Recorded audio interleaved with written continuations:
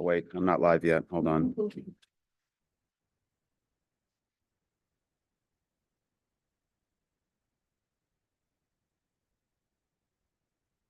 Wait, I'm not live yet. Hold on. Now I'm talking to myself. Okay, good.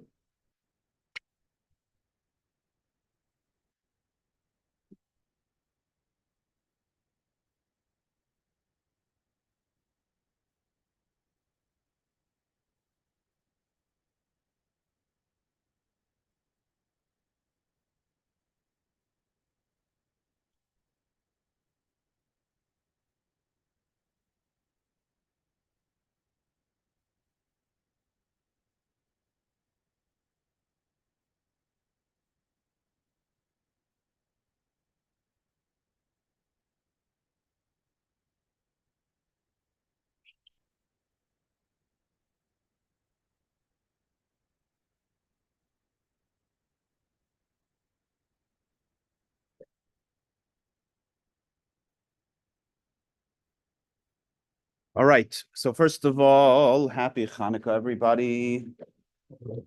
Today is the 4th day of Hanukkah. Good morning. 4th day of Hanukkah. If you haven't already filled out your yellow thing that's by the front door, the back door, the front door, whichever door you want it to be, to share how you're going to light back, and then we're going to tie it to the evolving menorah on the belt line. Please do so. What else is coming up? We have the new JLI course, which begins the beginning of February. Now's a good time to sign up. Okay, let's focus on today's discourse. So we're starting a new discourse. As always, these discourses are, I think every class always has a focus that ends up being worthwhile unto itself. So if you can't come to every class, please come to as many as you can. Share the love, spread the word. Yeah. So when the Jewish people were in the desert,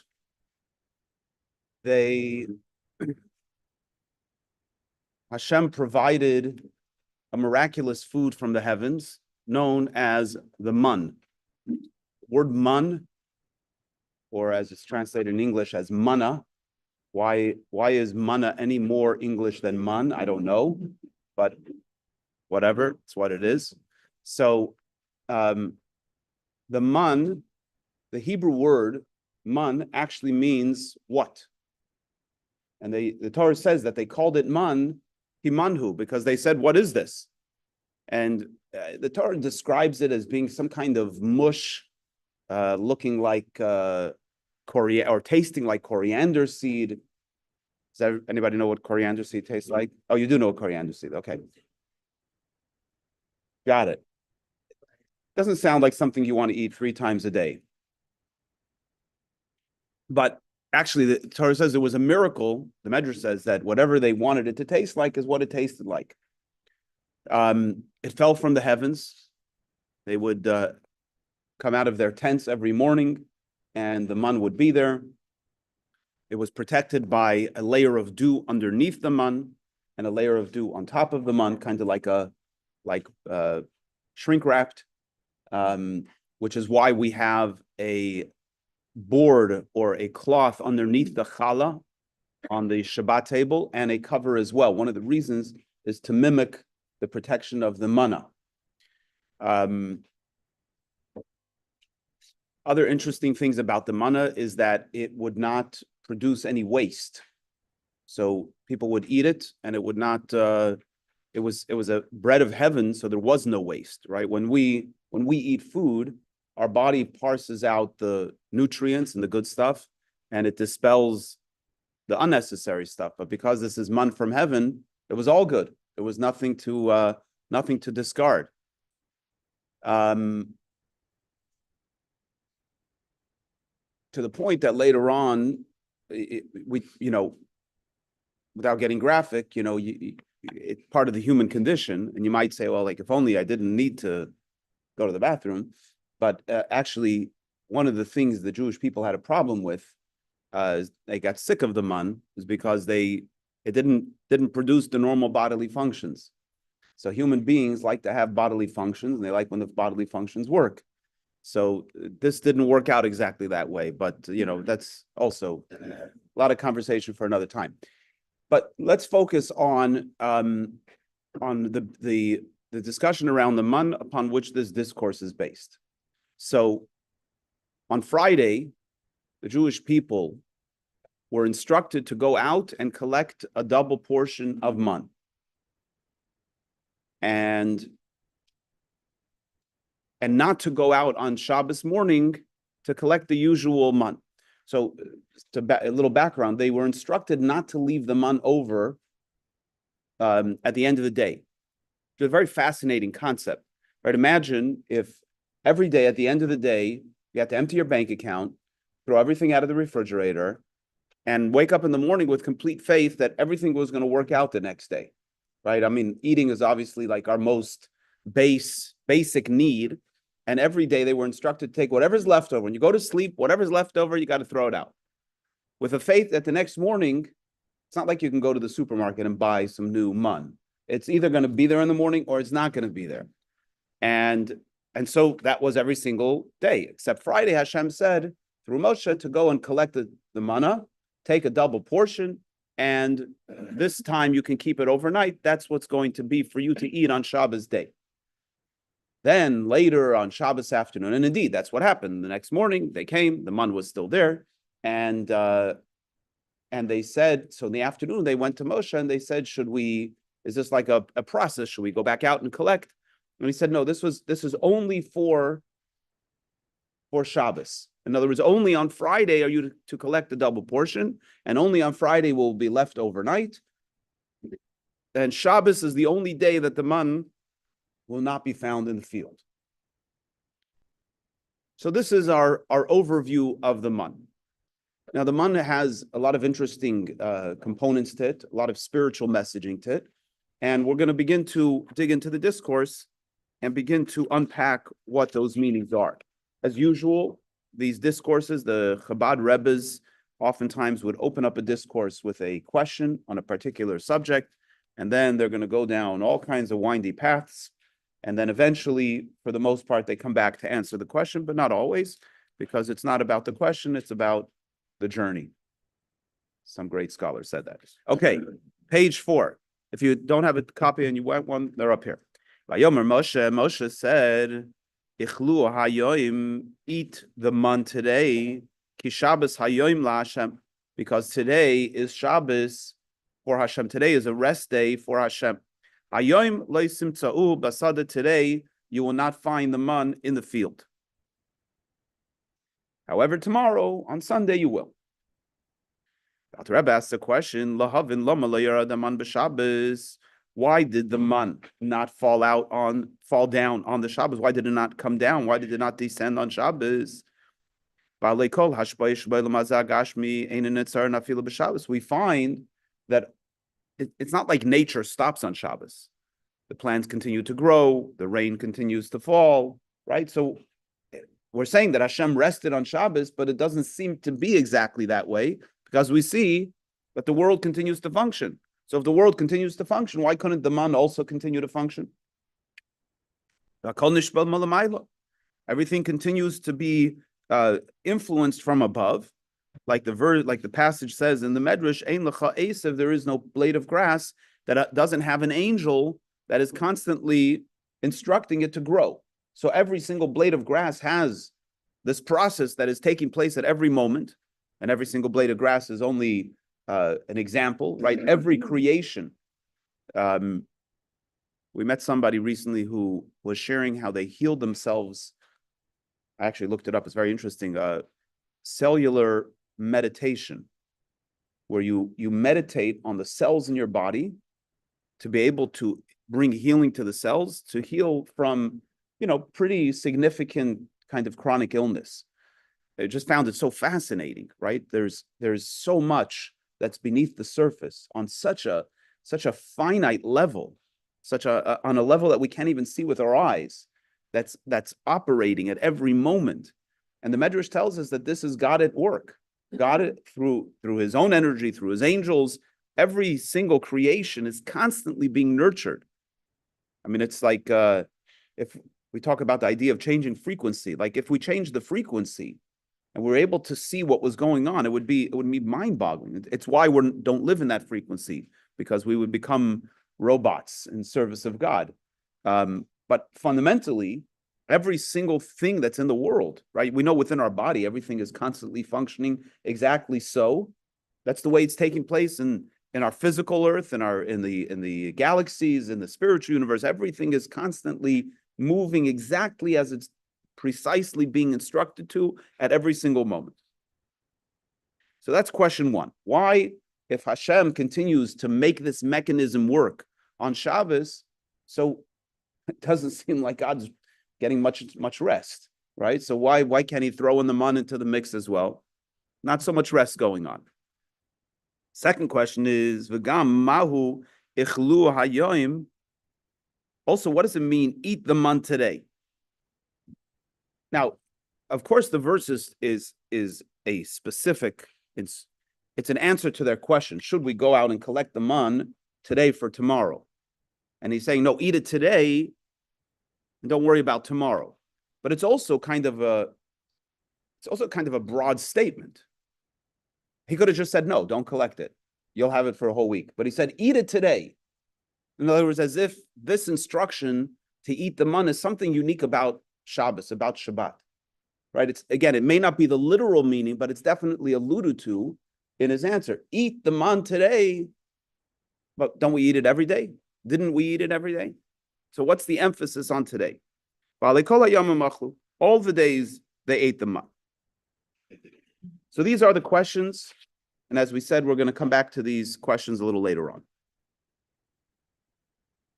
So let's first understand what is the underlying spiritual makeup of the man.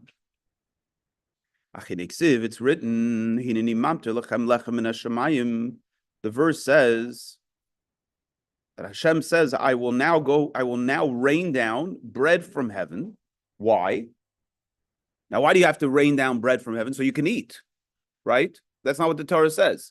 God says, I'm going to rain down bread from heaven to test the Jewish people to see if they will follow in the ways of my Torah or not.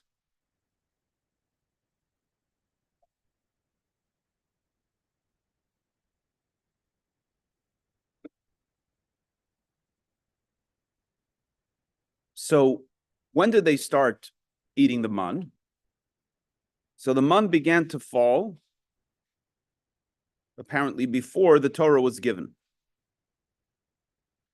So the Alter Rebbe, so if you read the verse in that context, it's not this broad statement to see if in general you're Torah followers. It's specifically, I'm going to cause the man to fall now to see if you are fitting to receive the Torah that I want to give at Sinai. That seems to be the flow of the verse. So the Alter Rebbe's question is, what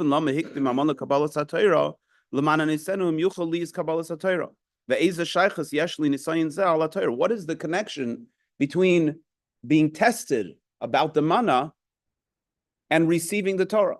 What's the connection between the two? Anybody have ideas? Yeah.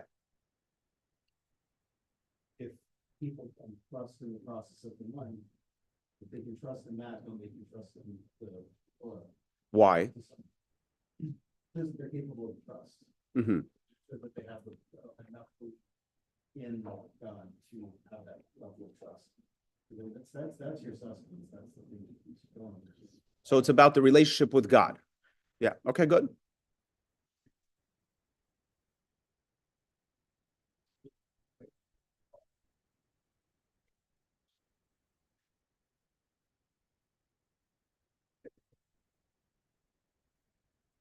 I think what you're saying, and I like what you're saying, because I was thinking about that as well, is that there were instructions around the manna, specific instructions, when to get it, when not to get it. So are you capable of following instructions? Yeah. So if you're capable of following instructions, you can receive the Torah, right? Yeah, exactly. It's not like traditional The Torah is written words that nourish and develop the person. Beautiful. Beautiful. Great, great. So let's see what the Alter Rebbe says. But first, he has more questions. V'gam mahu lashon hayelach b'seirasi havelele lemeimar hayikaimu seirasi. The verse is very specific. To test them, to test you, to see if you will go in my ways, if you will go in the way of my Torah. Is it about going in the way of the Torah, or is it about fulfilling the Torah's instructions, right? Per your suggestion, it's about fulfilling the Torah's instructions. So the verse should have said, I'm giving you the manna in order to test you to see if you will fulfill my commandments, if you will fulfill my Torah. Hayikaimenu, it's a different word. Hayelach means, are you going to go? Hayikaimenu means, are you going to fulfill? Right? So what is the Torah? What is the Torah? The Torah is letters. Samach ribe oisis keneged samach ribe neshamis. 600,000 letters corresponding to 600,000 primary souls. Now let's just qualify that, because there are not 600,000 letters in the Torah. There's somewhere 350,000, somewhere in that area. If you look at the text, the fine print at the end of the Torah, after the last Torah portion, usually after each Torah portion, it tells us how many verses are in that Torah portion. But at the very end of the Torah, it tells us how many letters are there in the entire Torah. And there are not 600,000 letters. There's 350,000, maybe a little more, maybe a little less. I don't know the number exactly. So where do we come up with 600,000? So there are various different technical opinions. Each letter of the Torah has, not each letter, but many of the letters of the Torah have crowns on them, and some of the crowns are counted. There's the white space between the letters.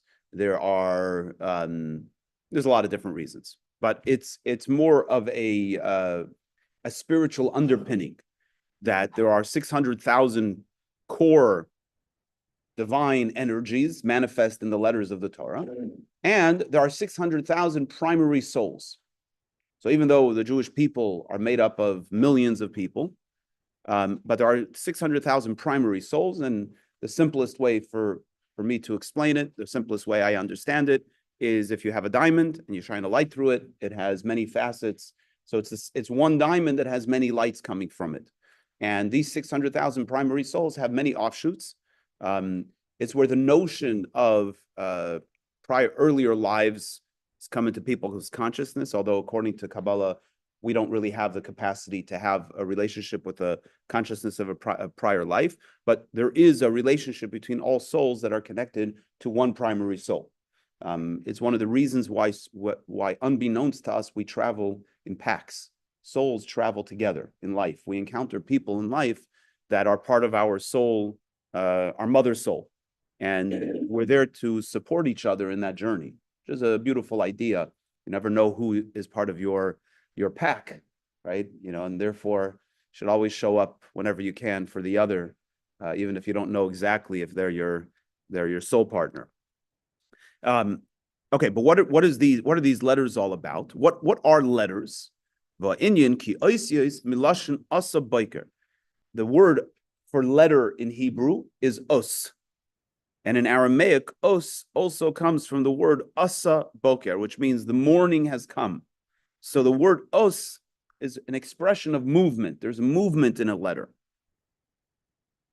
which, by the way, is a very basic idea, right? We use letters to transmit, even internally, right? If we have an idea, we need the letters to be able to pull the idea from the core of our thought into a conscious state. And if I want to communicate letters to you, whether verbally or on paper, the function of the letters is to move an idea from one place to another. So letters is all about movement. The morning comes, it's bringing something. The letters bring something with it. It's the idea of drawing down from above to below. From the level of the encompassing light, the encompassing divine energy, into the internal divine energy.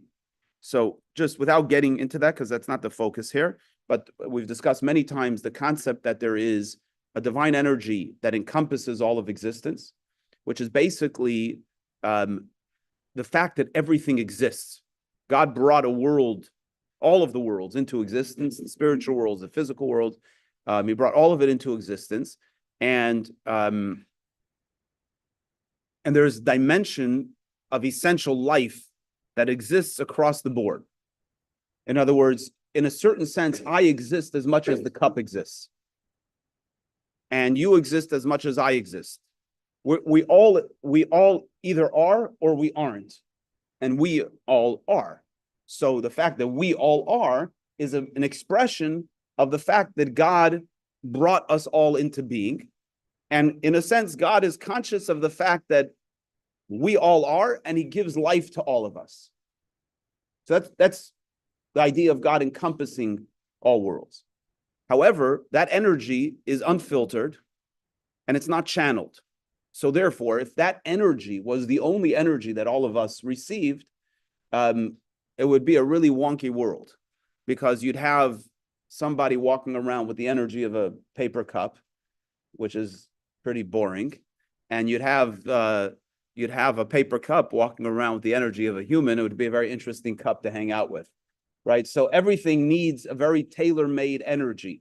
And as we've discussed in the past, it's not just a tailor-made energy so that we can exist, but a tailor-made energy that we can serve our unique purpose in this world vis-a-vis everything that makes me me, and the time and the place in which I came into this world, which is a very, very mind-boggling idea, that each of us and everything around us is receiving a unique flow of divine energy, tailor-made for us in this moment to fulfill our purpose on this earth, which is a very liberating thought, both when things are good and when things are bad. When things are good, we say, okay, now I'm in alignment. I'm right where I'm supposed to be. When things are challenging, sometimes you want to say, oh my gosh, like, what am I supposed to do with this? Like, it's so miserable, it's so difficult. They say it's perfectly designed. Right now, it's perfectly designed for you in this moment to fulfill your very purpose that you were brought into this earth. What is that purpose? You got to figure it out. And maybe sometimes you need some help. You need to consult with someone.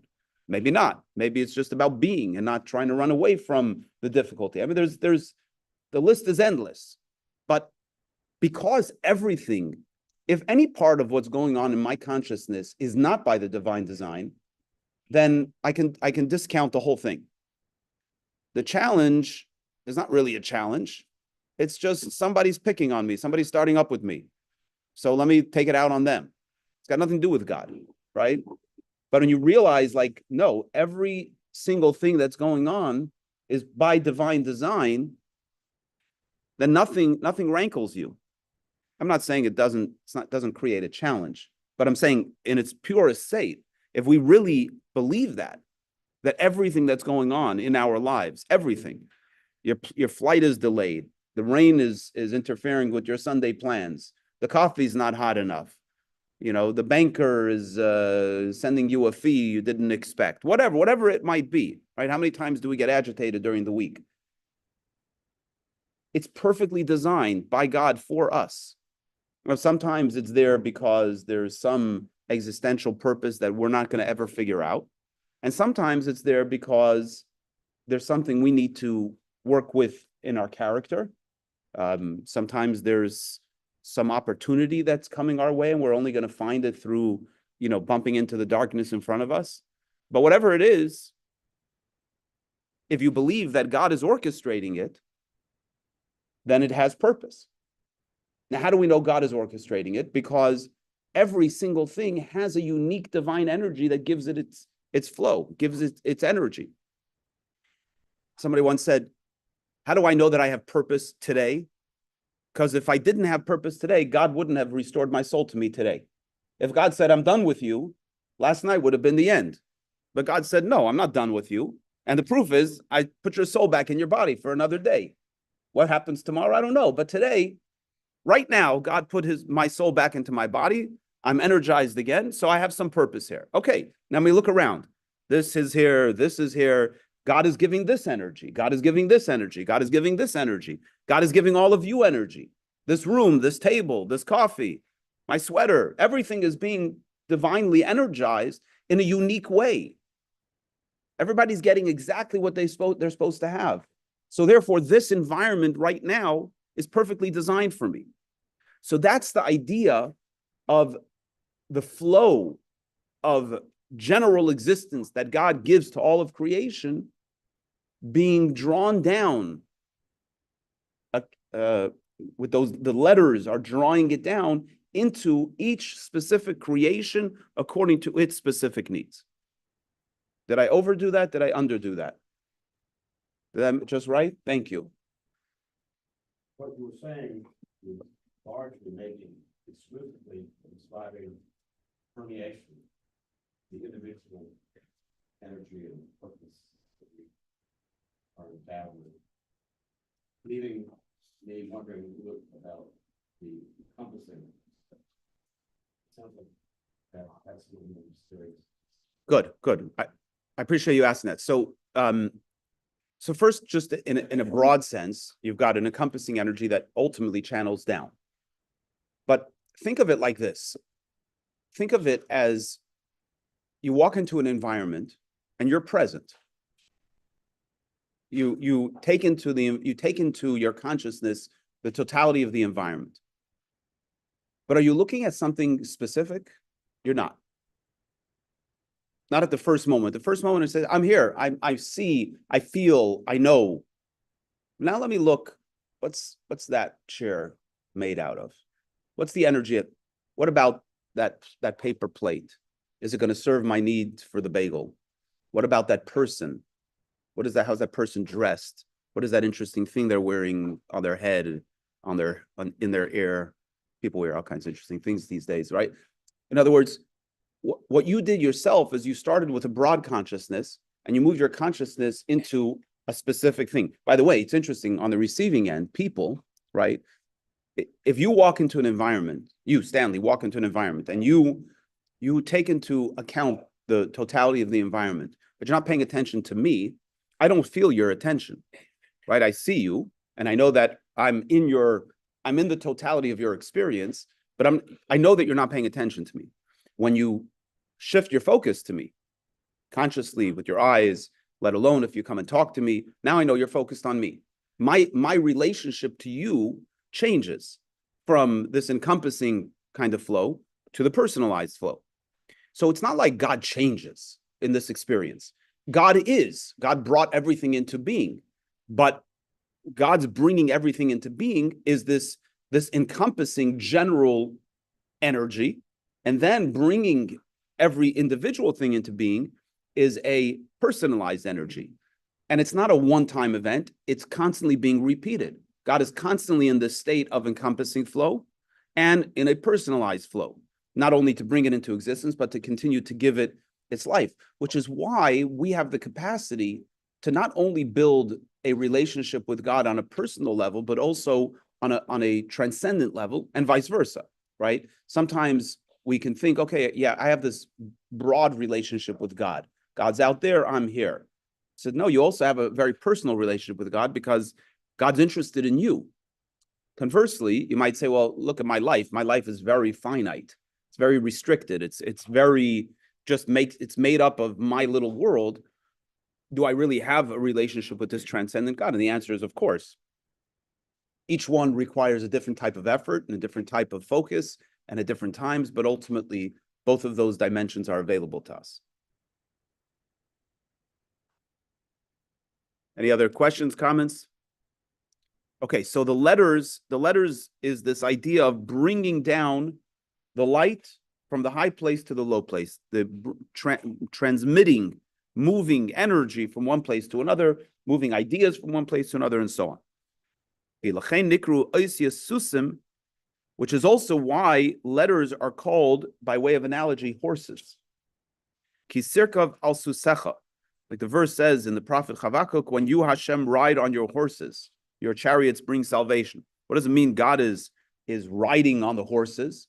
So there's a relationship between with the word susim and osios. They have a similar soundingness to them. But it's also fundamentally a metaphor. The idea is that we ride on the horse to convey.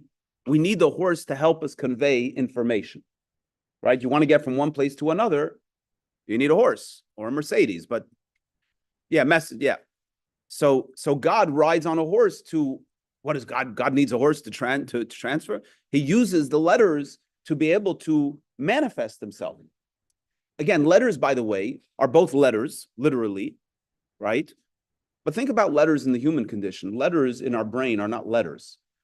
They actually begin to formulate as letters when we have a conscious thought. But before we have a conscious thought, we have a subconscious thought. And the subconscious thought doesn't have letters. It has energy. Letters is another way of saying vessel, right? I can't drink this coffee without a cup. The cup becomes the letters for the coffee. With the cup, I'm now able to drink the coffee. So the cup serves as a tool to transmit the liquid of the coffee from the machine into my body. Letters obviously are a better metaphor, which is why the Alter Rebbe uses that and not a cup of coffee, amongst other reasons. But letters are also, in a sense, have multiple frequencies to it, right? You have letters as they're tangible on paper. You have a little bit more transcendent, a little more ethereal when we speak letters, right? You can't hold the letters, but you can hear them, right? And then you have letters in thought, which are even more transcendent, even more ethereal. And then you have letters, and it's discussed in in many discourses. It analyzes how ethereal, even in that place in the brain where we're saying there's a subconscious thought, there's actually some dimension of letters there as well. They're not at all tangible. They're not even intangible, but they exist on some dimension. Okay, but the point being is that letters is the best analogy we have for transmitting, carrying information from one place to another, and that's what horses are. Horses carry us from one place to another. The horses are a means to transmit, to manifest God's divine light.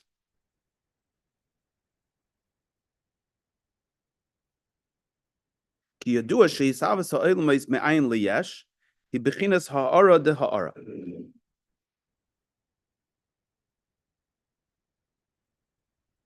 So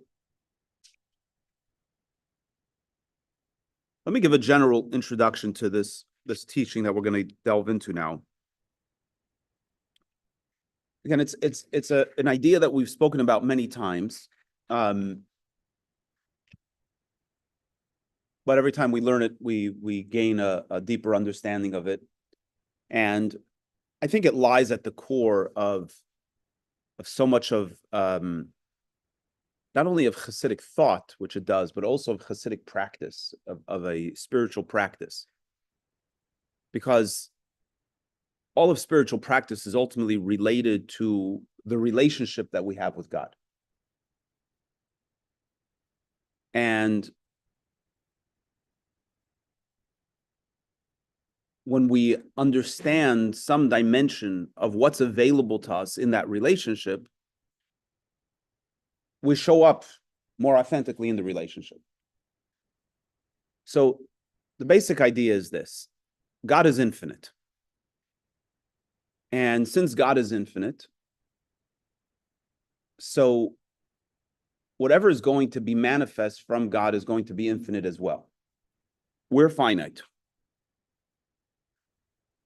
When the finite encounters the infinite, it's totally overwhelmed by the experience.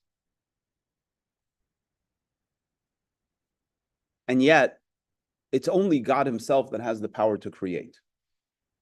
Right? If you take light and you divide light over and over and over again, it remains light, or the light goes out, but it doesn't turn into a physical object.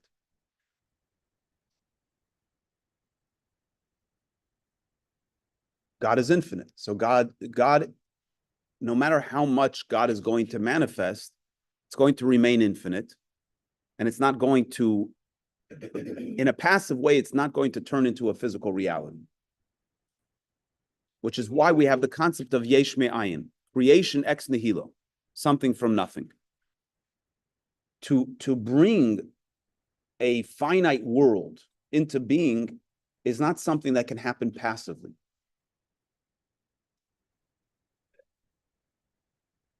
we say finite world, we don't only mean a physical finite world, but we even mean a spiritual finite world, because the spiritual worlds also have some finitude to them. It's not the same kind of finitude, but just like there's a finiteness to an emotion, to an idea, right? It lives in a specific place. It has a beginning, it has an end. In the spiritual worlds, there's also a finiteness that the spiritual worlds are a creation, different type of creation than the physical reality, which is why, again, without getting into it right now, it actually says that there is a different expression. There is an act of creation, something from nothing, ex nihilo, in the spiritual worlds before the spiritual worlds come into being. And then there's another act of creation, ex nihilo, before the physical reality, before our physical universe comes into being. Because the physical and the spiritual are two different things, but even the physical and the spiritual vis-a-vis God himself are the same, right? It's the difference between 1 and a trillion and 1 and the infinite, right? 1 and a trillion have a relationship with each other, but 1 and the infinite have no relationship with each other. A trillion and the infinite have no relationship with each other. So God's infiniteness, as it's manifest, doesn't bring in it of itself, doesn't bring into being a spiritual world, no less does it bring into being a physical world. So therefore, there has to be this act of creation, yesh me'ayin, something from nothing. Okay, so now you have a world that's created by this act of God, but this act of God leaves these worlds being disconnected in a conscious way altogether from the divine. Right? We have no consciousness whatsoever of God, because God created this thing and completely separate from it. So therefore, God also manifested his divine energy to sustain these worlds that he created. Okay, but now we have another problem. When the divine energy is manifest, we're back to where we started, which is that we have an overwhelming manifestation of the divine, that we can't exist as independent beings. So we're in this kind of paradoxical reality that if God shines his light, then we become overwhelmed by it. And if he doesn't shine his light, we become disconnected from him altogether. So what's the solution? The solution is that God brings this energy that he sustains the world with, comes from a ray of God's light through a filter. And what's really important about this filter is to understand that the filter doesn't affect God. It only affects us. Similar to the sun shining. The sun is shining, right? And then we decide to put a curtain on our window. The sun doesn't care. The sun's shining continues to shine away. But on our end, because there's this curtain, so now we can get some of the warmth of the sun, we get some of the light of the sun, but not too much of it, right? And so on and so forth. Greenhouses, right? The idea is to bring enough light and not too much light, and protect the plants and not to burn them up, and so on. So this is a filtering process that allows for us as created beings, as angels, as humans, as physical objects, to be able to coexist with God's presence in a way that we can have our own consciousness, but also have some access to a divine consciousness. Does that make sense?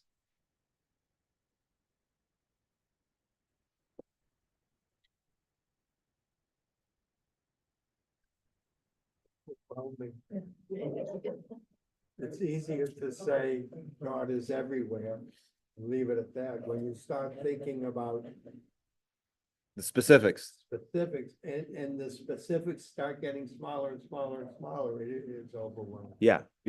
It's true, but I'll tell you, maybe not in your case, but many men say it's easier just to accept that my wife is than to try to actually get to know her.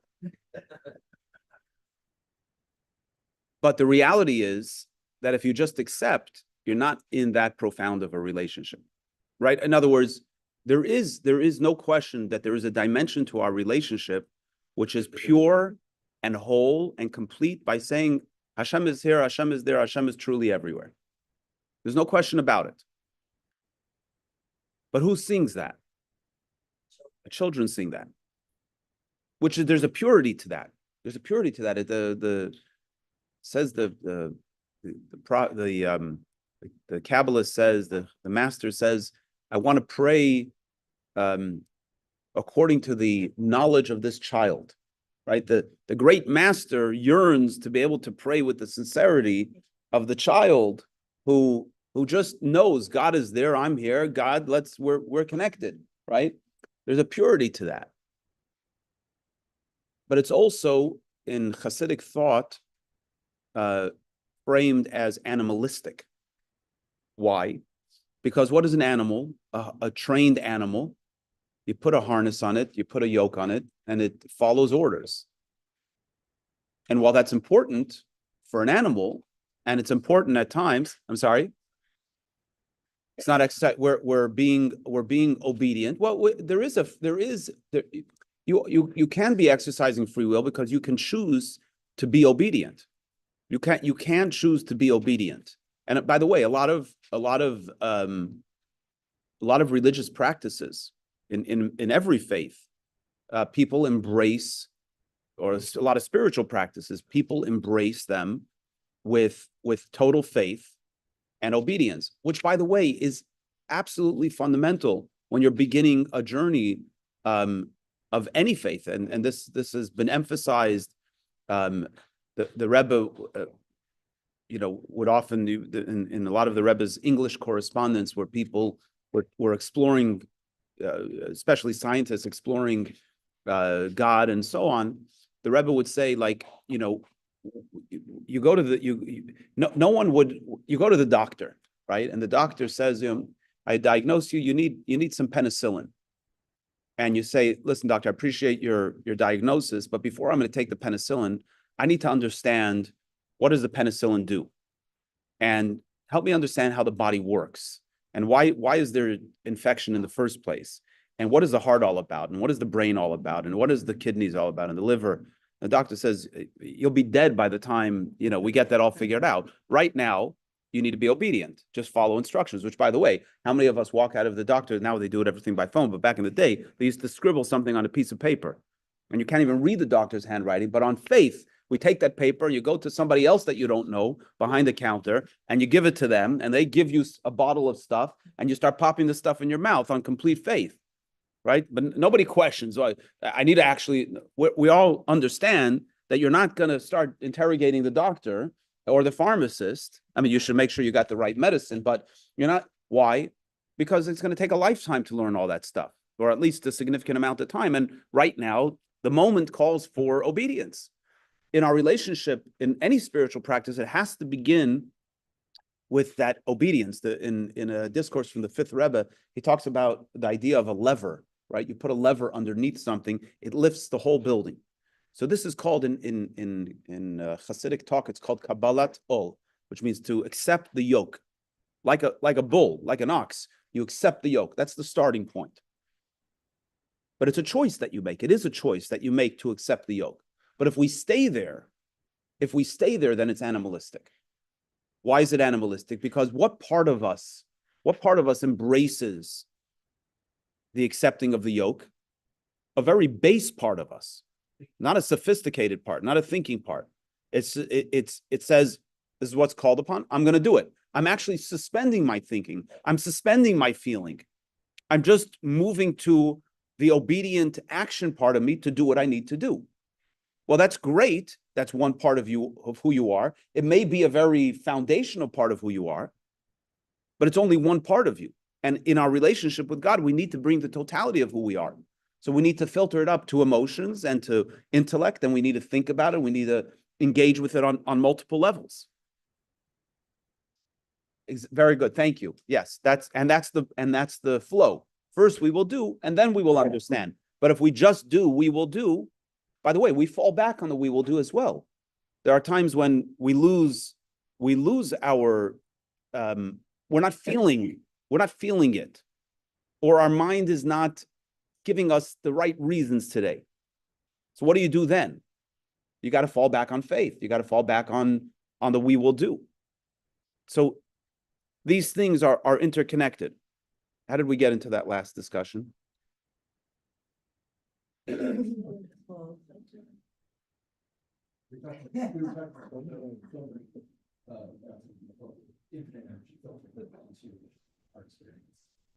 Yeah, okay.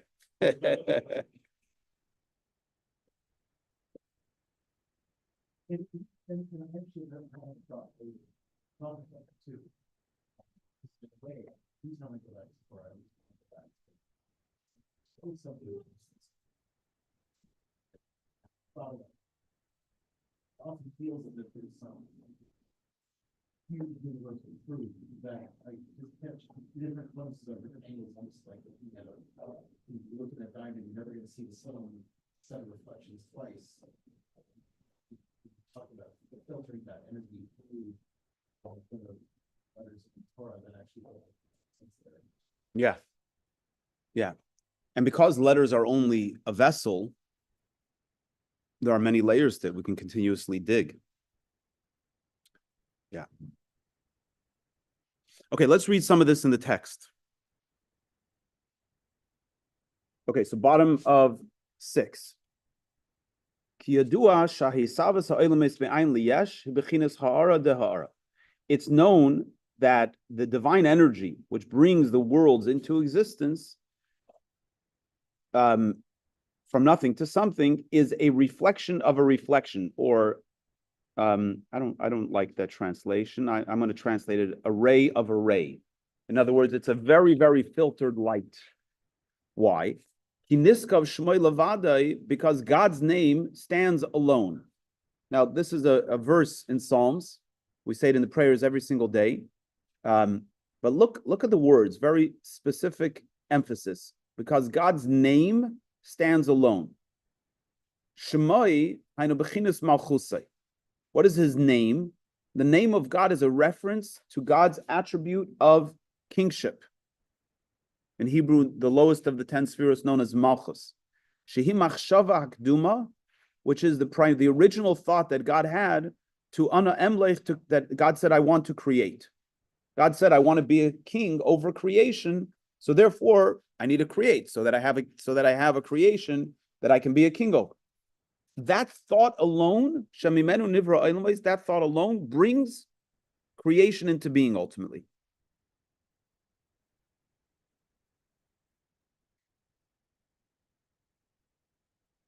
So there is the original thought that God had, I want to create, I want to be a king.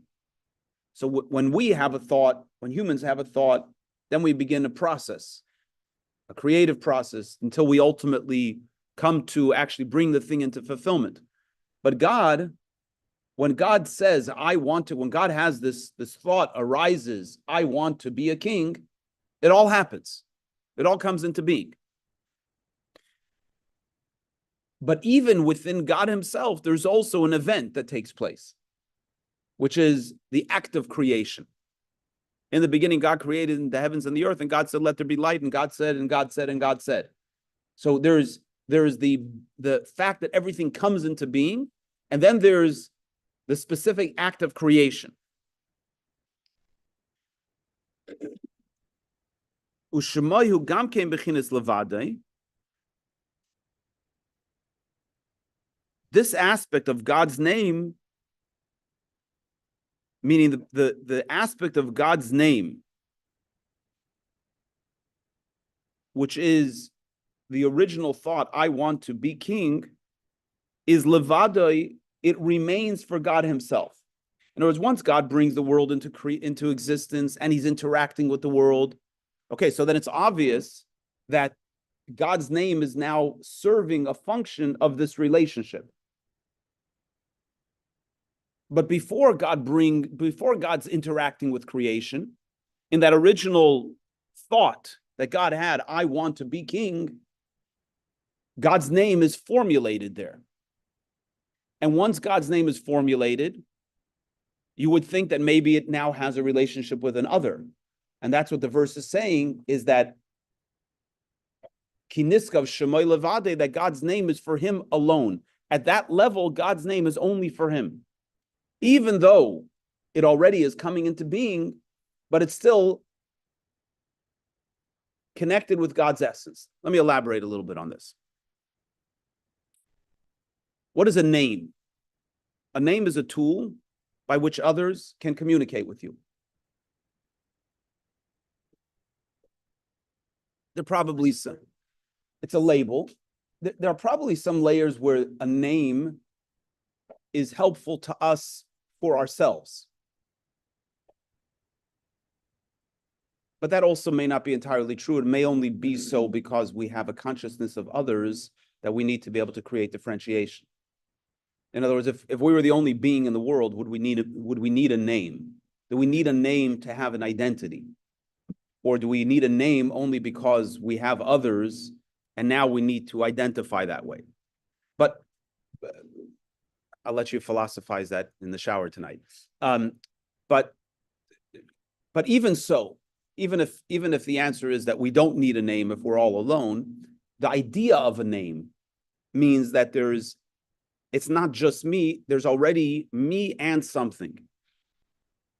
It could be me and an idea, right? The whole function of the name, as a metaphor, the name is a tool by which others call you, right? So a name as a metaphor is a tool, is an expression of something other than self. Well, I'm going to take it to God himself, right? So God himself, which I'm trying to use the person as a microcosm to be able to reflect this back on God himself. God himself, when God says, I want to be king, let's just say that's all God said, right? I want to be king. In a sense, God carved out within himself a consciousness that wasn't the consciousness that he had a minute earlier. Before a minute earlier, the only consciousness was God, I am, in my essence and the totality. Now God says, oh, I want to be a king. I want to be a king means that God's already making an internal movement to be able to do something to bring a world into being. It's a very subtle idea, but already in that primordial thought, and I think we can understand this for ourselves. Like, you're laying in bed in the morning and you're thinking to yourself some grandiose idea, okay, maybe not grandiose. It could be, I think I want to enjoy the taste of an omelet. Very profound. Now, you haven't done anything. You haven't even verbalized it. It may just be a thought that'll go away. But for a moment, you had that thought. You've already stepped out of your core essence and began to formulate the notion of something else.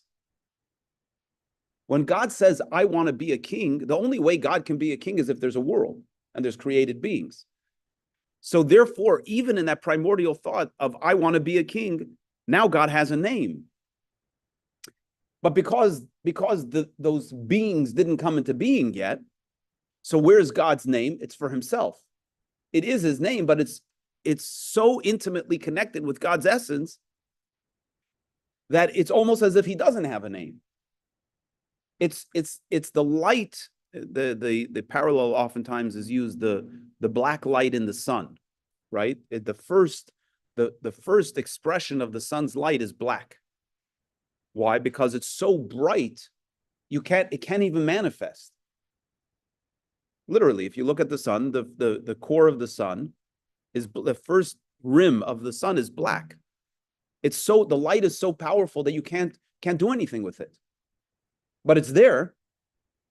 God's name is already there when he decides, I want to be a king. Right? It's already there. But that name is only for God himself. We can't have a relationship with that level of God's name. Once the world comes into being and now we are conscious beings, now we have a relationship with God's name. So let's read it in the words again. On top of page 7. Kinisko Shmoi Levadi, for God's name stands alone.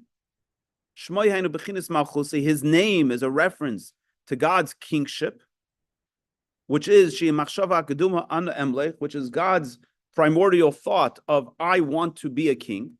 Shemimenu Nivra Oilamis, which ultimately is from where the worlds came into being. Now, by the way, the fact that the worlds came into being doesn't change the fact that there is a primordial thought of I want to be a king.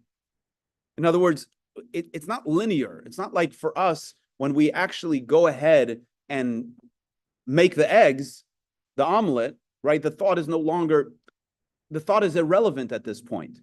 It was a thought that now got manifest. But with God, that process is being recreated every single moment, every single second. So there is a dimension of God's manifestation outside of his essence that is called I want to be king, that is still there. There's a level of God's manifestation that we call his name that is only for him. V'shmoi, God's name at that level, gamken b'chinas levadei, it is at a level of alone for him. Now, how does the verse continue? The verse continues, Hoidai al eretz v'shamayim.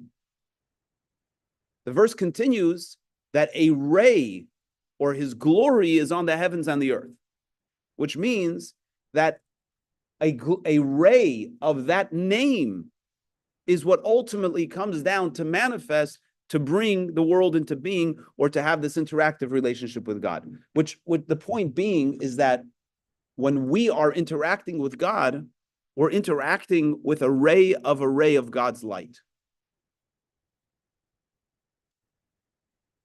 And yet, look at our universe. Look at the expansiveness of our physical universe, which is the lowest of the low. Then move into the galaxies, and then move into the spiritual worlds. We begin to realize like God's creation is so massive, so vast, so expansive, so profound, so transcendent. And it all comes from a ray of God's name. It's a humbling thought.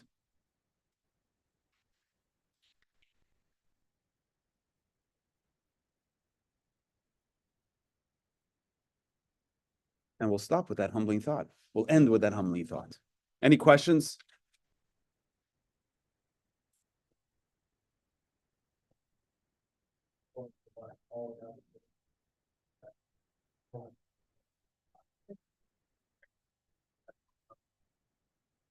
So, in a sense, it all happened. You're thinking like a human. It all happened right away. In other words, it wasn't like God said he sat with this idea for 1 billion years. You know, God had this idea, which is again, I mean, it's beyond our capacity to really understand this in any real way. But essentially, God transcends time. So when God decided, I want to be a king, everything came into process. Everything began to flow instantly. And in that process, using our omelet example, right? As soon as you want to make the omelet, as soon as you want to actually actualize that thought, you have to have emotions, right? You have to have emotion, you have to have thought, and you have to have emotions. The emotions are, do I like sharp food or do I like sweet food? What is the omelet going to taste like? And again, that's a very simple example, but let's say it's something more sophisticated. You want to go teach a class, or you want to go develop a product, right? You have to start thinking about your customers. Suddenly, you need all those emotions there to bring it into being in a way that is going to serve your objective. So each day of creation has a manifestation of one of the divine attributes. And it's not just emotions, there's also a thought process that has to analyze and empower and so on. So all of that stuff, all of those levels and layers all came into being instantly. What was unique is when the Torah was given. That's when something new was introduced. And that's where we're going to get to. All right. Everybody have a happy fourth day of Hanukkah. You're welcome all to please join us at 4:30 on the Decatur Square for our annual